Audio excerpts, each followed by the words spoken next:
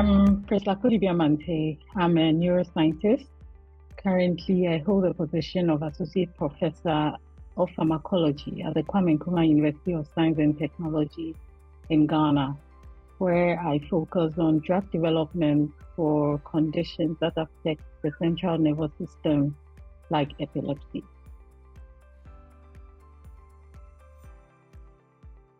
Entering the ASLP workshop, I actually expected it to be sort of highly structured learning where we see several lectures using leadership frameworks, theories, that sort of thing. But I think for me, what I encountered was deeply transformative. If I may, I'd say the manner in which the workshop was run was very unconventional. It was the very first workshop that I had been to that was run in that way. And I think what I loved about it is that the manner in which it is run creates space where you are allowed to be vulnerable. So vulnerability as well as authenticity are valued as much as intellect. So like for a whole week in that space, there's very little emphasis that was placed on academic achievement. It was more centered on human connection and like genuine exchange of ideas. And for me, that went beyond the initial expectation and then helped me to think about leadership in a more deeply personal manner. Okay, so the ASLP Fellowship on paper is for a 2-year period. But for me, I think mine is still ongoing because it has essentially been a journey of introspection. So every now and then, I go back to some old videos, some of the old content. So I'm often reflecting on one thing or the other, continuously reflecting on my role first as a scientist, not only as a scientist, but also as a leader who has the responsibility to effect change on the continent. I'll say that my ongoing fellowship has brought to me a lot of personal development and a very extensive professional network. And these for me have been invaluable. Quite recently, I went back to my CV pre-2019. 2019 was my fellowship year. And I was looking at all the things I have done and all the growth that I have achieved. And interestingly, I can trace a lot of the big things that I've done so far, one way or the other, to my ASLP fellowship. The one moment that stood out was when we did the activity on my good life. Because that activity was very emotional for me. Until then, I had never really taken like a 360-degree look at my life. So during that activity, I think it was shocking for me because I was looking at my life as it was at that time and then how it could possibly change in just a few years. And it was very important for me because it changed how I viewed my life. Since then, I've been very, very intentional about living my life to the fullest. So I always have that activity at the back of my mind when I decide to go for things or I decide to make very big decisions. Yes. So for me, that was very, very important.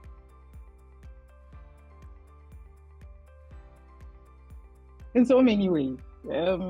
One, ideation I'd say is not one of my strongest characteristics, but as a ASLP, I am very, very confident doing a brainstorming session. All I just need to do is pull out my post-it note and then I'm good to go. I know that after a few minutes, something will come up. I'm also very intentional about how I give feedback. So I always keep a PPCO at the back of my mind because I know that giving feedback is an opportunity to find solutions to challenges, and also how you give feedback usually affects how people take it or react going forward. Yes. I also think keeping foresight at the back of my mind, I am very quick to recognize the strengths of people when I work with them. So I can recognize quickly after a few interactions how best they can contribute to the CPS process. And then I try and capitalize on their strengths, so that we are able to achieve a lot more. And I also think that having had the opportunity to facilitate a few workshops, it has actually affected the way I teach. The way I teach my basic science classes. So I try to, as much as possible, make my classes more inviting and then less aggressive, instead of throwing very technical content at them constantly. Yes, I try to make it more inviting. So we are essentially trying to understand the content together. And of course, ASLP language has affected my language.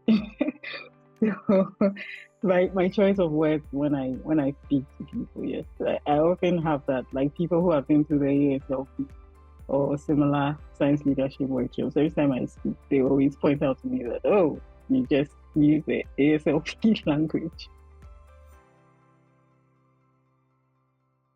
I think for me, an African science leader is somebody who draws strength from their African identity. Because I think being an African is a very powerful thing to be, a powerful place to come from.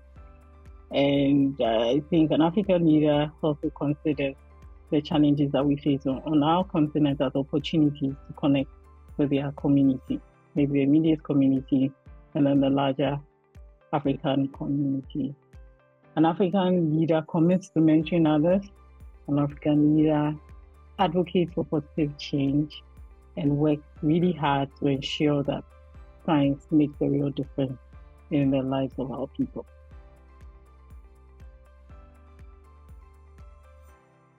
So as we celebrate 10 years of ASLP, I'll say that we should take some time to celebrate the impact which we have achieved collectively.